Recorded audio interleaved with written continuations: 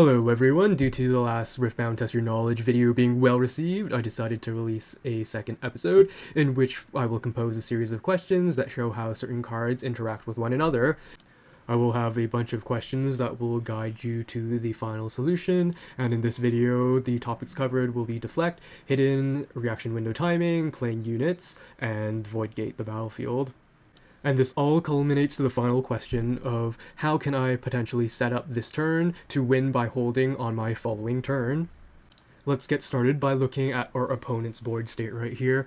Our opponent is playing Volibear. The Volibear legend itself does not aid in combat, it just helps in ramping, so we don't need to worry about it. We know that our opponent is tapped out, so they don't have any energy to play things on our turn right now, and our opponent is currently at 7 points. So on their next turn, they can win from a double conquer.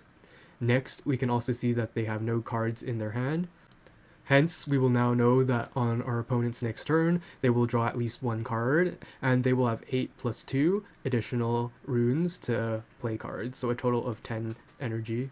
Moving on, let's look at the other cards on our opponent's board. We can see that they have their chosen champion still on their board, and it's a Volibear. It has Deflect 2, and it also has an attack trigger. Secondly, they also have a Magma Worm played to their base, exhausted, so next turn it will enter ready. And it says other friendly units enter ready as well, which allows any units that they summon to essentially ignore summoning sickness. Now let's take a look at our side of the board. Now what has happened is that we have moved to the right battlefield right here with our Teemo, and we've scored our 6th point. We have no way of winning this turn because even if we score this battlefield right here, we'll be at 7, and we cannot score either battlefield again. On our turn right now, we have 3 cards in hand right here, and 5 potential energy to spend for our turn, or we can save that energy to use it on our opponent's turn. On our board, we have our Teemo Legend, Swift Scout, and it allows us to hide cards with energy instead, and it can return Teemos back to our hand. We also, in our base, have an active Teemo Scout, and also in the battlefield on the right here, we have a Teemo Strategist. I'll give you guys a moment to read these through.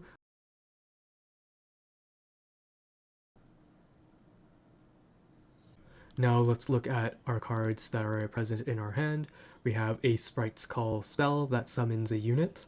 We have a Gemcraft Seer that grants vision and has vision itself. We also have a Blastcone Fae that can reduce enemy might. Now let's take a brief overview look at the battlefields. On the left we have Candlelit Sanctum, which in short allows us to look at the top cards of our main deck and potentially cycle them out. Next on the right we have Void Gate, which allows spells and abilities to do 1 extra damage. Let us move on to the guiding questions now. Let's start off. What potential combination of unit or units can my opponent play next turn? What will happen when they are played? 3, 2, 1. So our opponent can play their Volibear next turn because it is still on their chosen champion slot, as well as if they do draw a card that is a unit next turn, they can also play that card. Note that if they do decide to play Volibear, it'll eat up all their energy, so they won't be able to play another unit from their hand. And similarly, if the other unit in their hand that they draw is not 0 energy, they won't be able to play Volibear alongside it. When either of those units are played, they will enter ready because of Magma Worm, because it says other friendly units enter ready. Moving on. So in this scenario right here, there are 2 battlefields that are open. We are at 7 points. What happens when I decide to conquer this battlefield right here with Stalwart Poro? 3, 2, 1. So since I am at 7 points, I will not get my 8th point from just scoring a single battlefield. Instead, I will draw a card. Another scenario, when Poro is attacking or attempting to conquer this battlefield right here, and the opponent plays a Stupefy targeting our Stalwart Poro and it resolves, how much additional damage is needed to remove and kill Stalwart Poro? 3, 2, 1.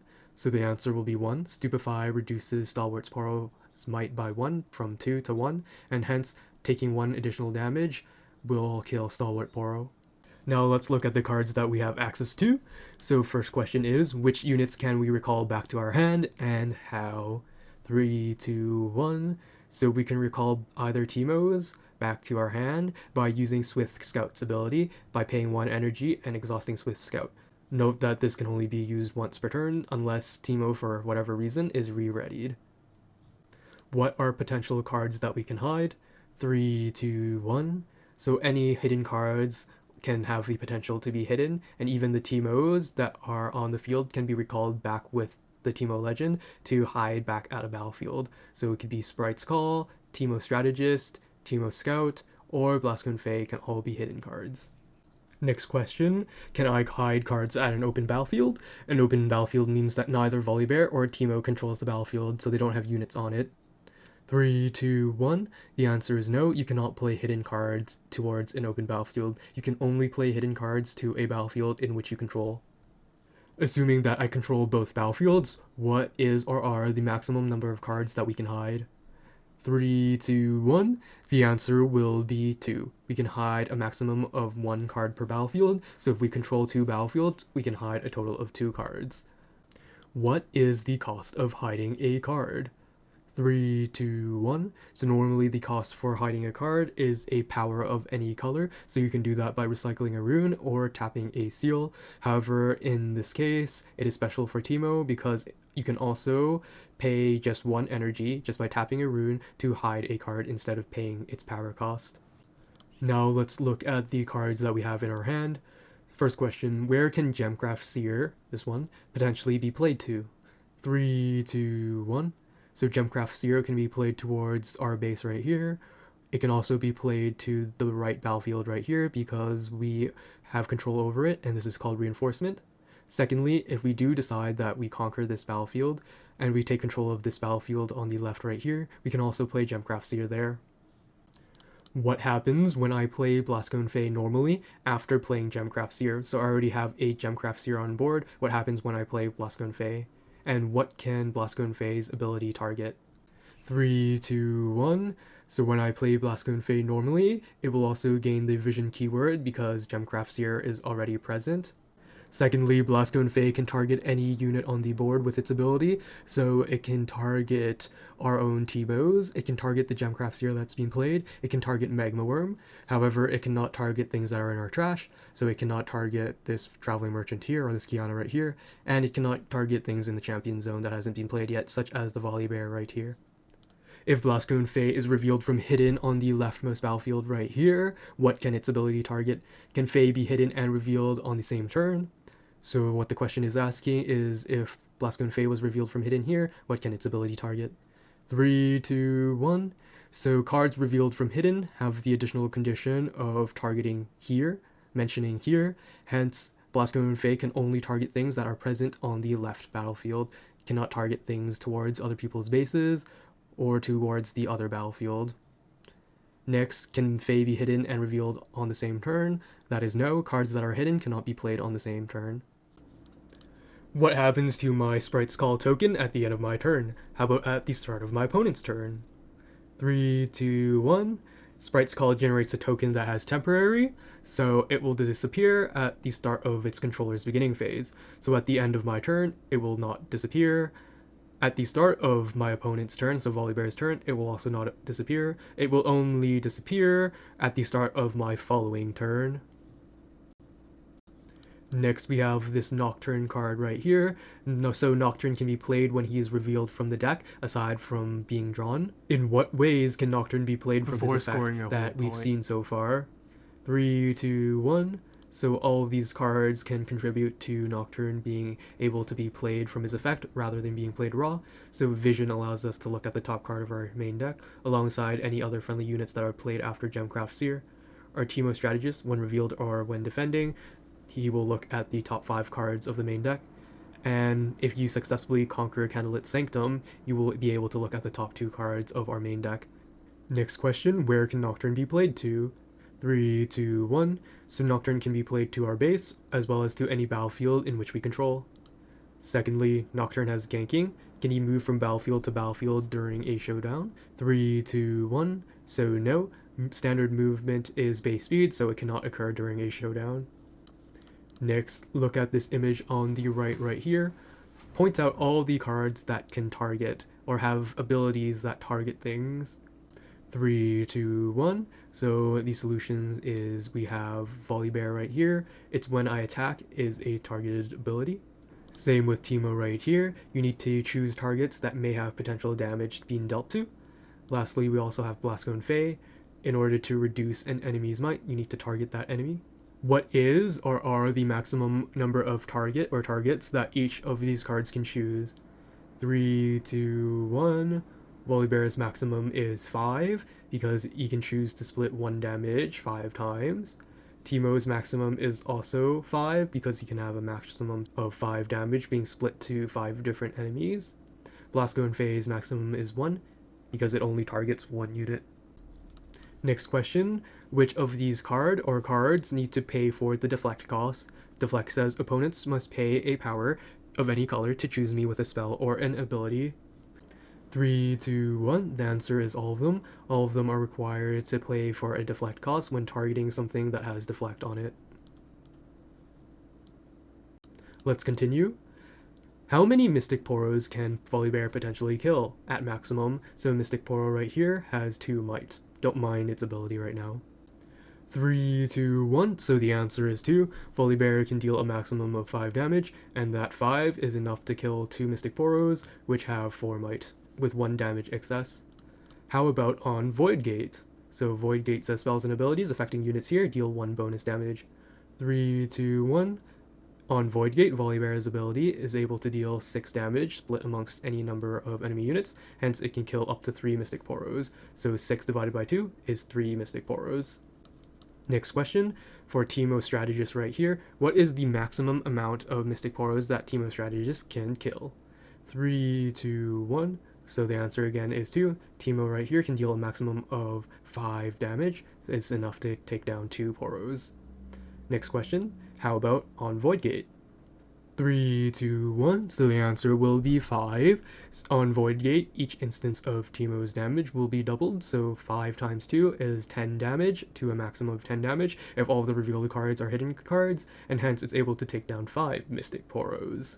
Note that at this point of recording the video, we are still at Core Rules version 1.0, and this is the consensus of how these 2 triggers will be resolved on Void Gate. And this may change later when the core rules are revised. We've looked at Void Gate, now let's look at Candlelit Sanctum. First question, when conquering this battlefield, in what way or ways can I ensure that at my draw phase, I will draw Gust next turn? So the situation right now is we have the Stalwart Poro as our top card, and second card from the top is our Gust. 3, 2, 1. The answer will be either 1, we can recycle our Stalwart Poro so that our top card will be our Gust, or secondly, we can decide to rearrange our 2 cards and recycle none of them, so we want to put Gust towards the top of our deck, putting Stalwart Poro, second card from the top instead. Next question, if I decide to recycle both Poro and the Gust, which card will be at the bottom? 3, 2, 1. The answer is random, because whenever you recycle 2 or more cards at the same time, you will randomly put them towards the bottom of your deck without being able to choose. Let's look at another scenario. So right here we have a Yasuo that we control. Yasuo Remorseful says, when I attack, deal damage equal to my might 6 to an enemy unit here. So in this scenario, Yasuo is attempting to attack this battlefield right here, targeting Stalwart Poro with its triggered ability. What happens when the red player who controls Stalwart Poro casts Fight or Flight on Yasuo before the attack trigger resolves? 3, 2, 1. The answer is nothing, because this is an illegal move. You are not allowed to cast action speed cards when a chain is already present. You need to wait for the chain to resolve. And in this case, what will ultimately happen is you can't play Fight or Flight, Yasuo's trigger will resolve and it will kill Stalwart Poro, and Yasuo will take the conquer point here. What if Fight or Flight was hidden at this battlefield instead? What will happen? 3, 2, 1. So when it is hidden, it can be played as a reaction, and reactions can go on top of existing chains. So Fight or Flight will resolve first, targeting Yasuo. Yasuo will move back to its base. Since Yasuo is at base and no longer at the battlefield here with Stalwart Poro, the attack trigger will not go through towards Stalwart Poro because Yasuo is not at the same place as Stalwart Poro. Okay, moving on to the final question. So the situation is as such. I have scored 1 point this turn, putting me at 6 points right now. How can I progress this turn to ensure that I win from a hold on my following turn?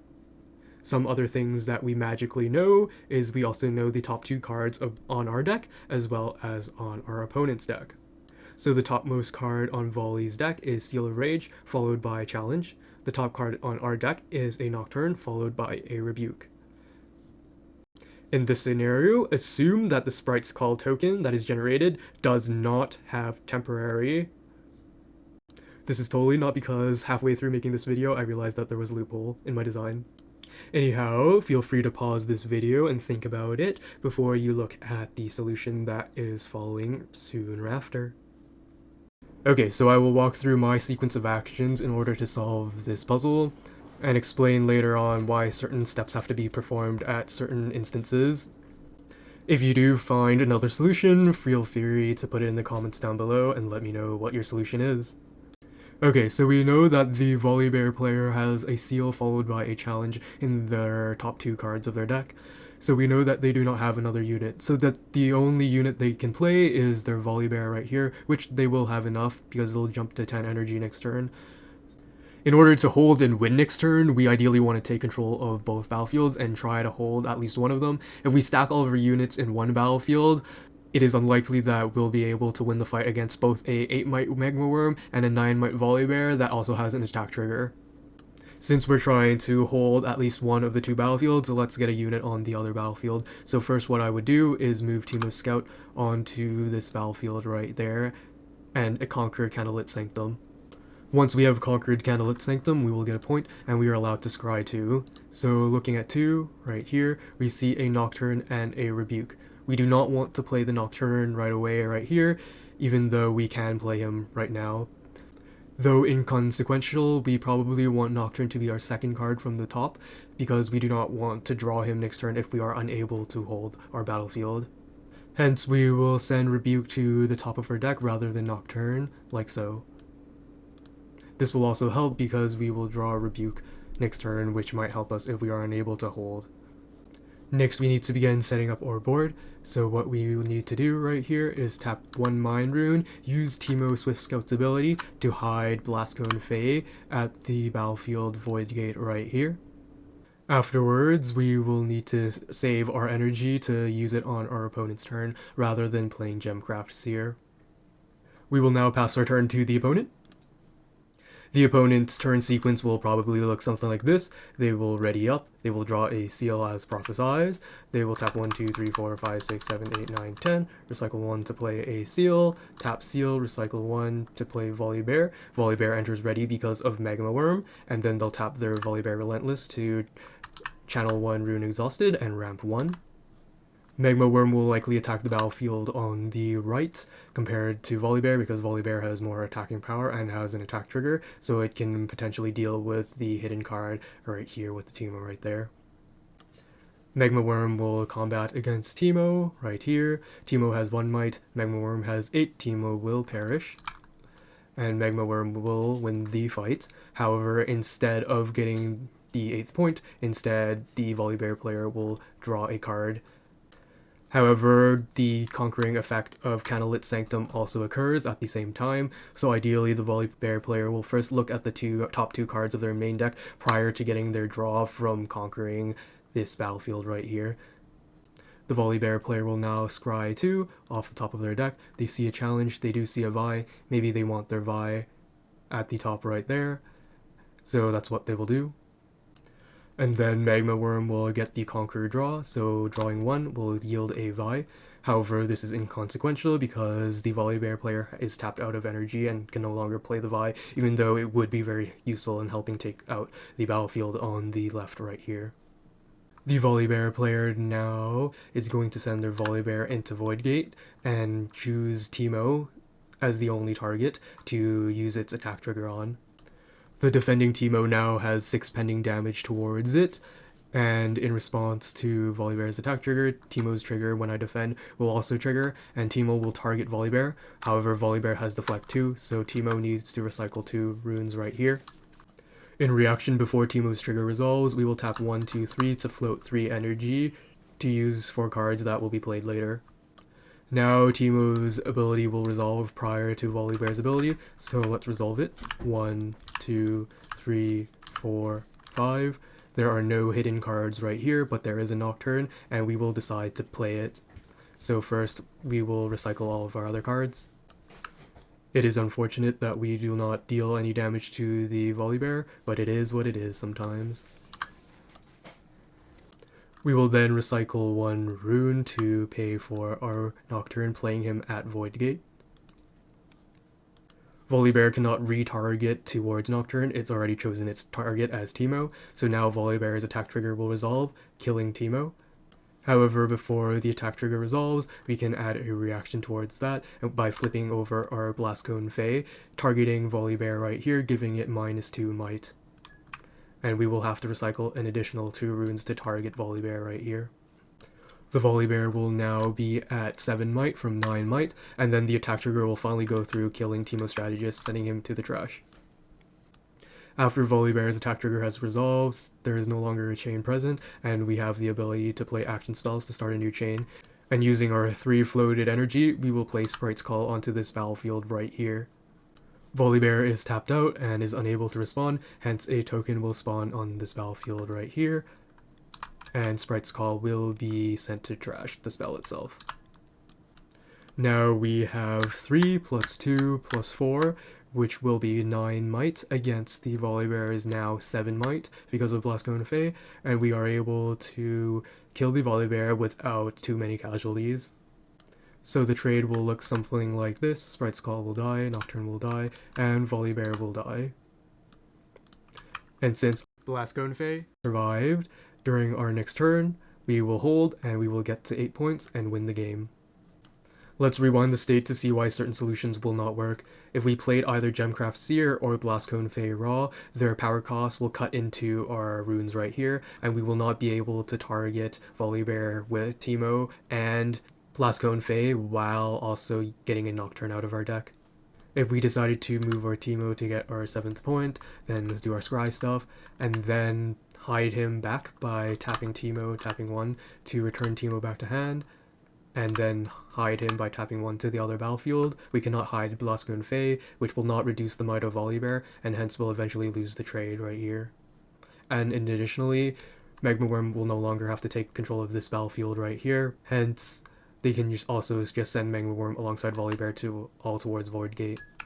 If we decided to move Teemo, then scry and see our Nocturne alongside our Rebuke, grabbing our Nocturne out and playing him at this battlefield, recycling a rune. Then when Volibear attacks, he'll be able to split damage amongst Teemo and Nocturne because Nocturne is already present. And hence Volibear's attack trigger will go through, killing both Teemo and Nocturne before combat damage is assigned with Sprite's Call and Blast Cone Fey if you do decide to play them there as well. Now that we've seen the solution, here is an additional extension of questions that elaborate on the scenario we have seen so far. First of all, what would happen if our token did have temporary instead? 3, 2, 1. The answer will be, instead of killing our token, the Volibear will likely leave our token alive, and our token will die to temporary before we get our holding point. Hence, in this case, we will not win on our following turn. Then at the start of our following turn, there will be a Magma Worm on the left right here, and this battlefield on the right here will be cleared of all units. Okay, so someone already found a way better solution than the one I initially designed, and I completely missed it. Credit to Soup and Sauce. Here is their solution. So we want to move Teemo in right here, we conquer it, and through the Candlelit Sanctum's trigger, we will look at the top 2 cards right here. We will keep Nocturne at the top. Next, we will spend 3 energy alongside a blue power to cast Gemcraft Seer. Gemcraft Seer's ability activates. You look at the first card on the top of your deck. It's a Nocturne. You keep it there. Next, you will tap 1 to hide Blast Cone Fey on this battlefield right here. You will tap Teemo, tap another one to return this Teemo back to hand. Then you will pay a power cost to hide this Teemo onto Void Gate right here. So the main cusp of this solution is that we don't need to actually kill Volibear itself, we just need to hold a single battlefield. And to do this, we should target the weaker one of the two. So there is a Magma Worm and a Volibear right here, and all we need to do is we need to deal with the Magma Worm. We can let Volibear take the other battlefield. On the opponent's turn, if they decide to swing Magma Worm to Candlelit Sanctum, we will pop open our Blast Cone Fae, and Vision will also trigger from Gemcraft Seer. We will decide to target Blast Cone Fae towards Magma Worm, giving it -2, and then with the Vision proc from Blast Cone Fae, we will reveal our Nocturne and pay him right here. And hence, right here, we have 4 plus 3 plus 2, so that will be 9 against the Magma Worm's now 6, and hence Magma Worm will fail to conquer this battlefield right here, and will perish. Something like this. The Volibear is allowed to go to Void Gate and freely take it, because they won't be able to score their 8th point from it. So Volibear will go in, attack trigger, defending trigger, targeting Volibear, recycle 2 for deflect. We reveal the top 5 cards of this deck right here, but it doesn't really matter what cards we get. Before the attack trigger goes through, we can also flip open our Teemo right here. Attack trigger goes through on this Teemo right here. This Teemo is not enough to face the 9-Might Volibear, so this Teemo will also die. Red will fail to get a final point, but they will draw a card instead. But if the Magma Worm does decide to attack on Void Gate, then we will attempt to kill the Magma Worm in Void Gate. So Magma Worm goes in. Teemo's When I Defend trigger occurs. We know Nocturne is on the top right here, so we can play him by recycling a power. The other cards don't really matter. So 1, 2, 3, 4. Full recycle. And we will also react with our hidden Teemo right here. This is 4 plus 4 plus 2. That's 10 against their 8. So Magma Worm will perish in combat, and something will survive here. Probably like this. Volibear is free to take the other's battlefield. Attack triggers goes on Gemcraft Seer. Gemcraft Seer dies, and the hidden card also fizzles out as well. However, they will be unable to win. A very nice solution that I completely missed, indeed. So again, thank you very much for watching. I hope you guys enjoyed. Any feedback will be greatly appreciated. Feel free to add me on Discord, and we can potentially play some teaching games or some actual games together that may be featured in one of my videos. As an extension question and something to discuss, potentially what might happen if the top card in Volibear's deck was not a seal, but instead a different card that is from orange or red. Would it have potentially changed the game? What cards will fit into this category? I'll let you guys muse on that for a bit. I will see you later. Thank you again. Bye-bye.